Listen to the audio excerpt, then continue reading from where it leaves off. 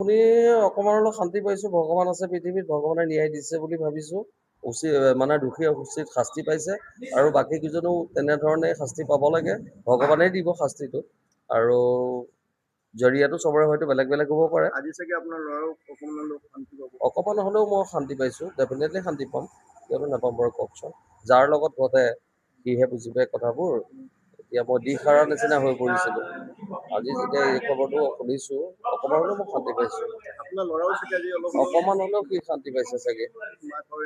এনেকুৱা এটা ঘটনা, যিটো ল'ৰা মাক বাপেকৰ বুকুৰ মাজত আছিলে, সি আজি মই যেতিয়াই তাৰ ওচৰলৈ যাওঁ, ল'ৰাটোৱে সদায় গাড়ীখনত মানে অকণমান বিচাৰে, মাক আছে নেকি, আহিছে নেকি, মা দেখোন অহা নাই। মই বুজি পাওঁ সেইটো। মোৰ আমাৰ নিজৰ সন্তান আছিলতো, আমি বুজি পাওঁ। মানে বুকুৰ মাজত থকা ল'ৰাটোৱে কাক বিচাৰিছে, কি কৰিছে। কিন্তু কি কৰিব আৰু, নিয়তিয়ে লৈ গুচি গ'ল আৰু।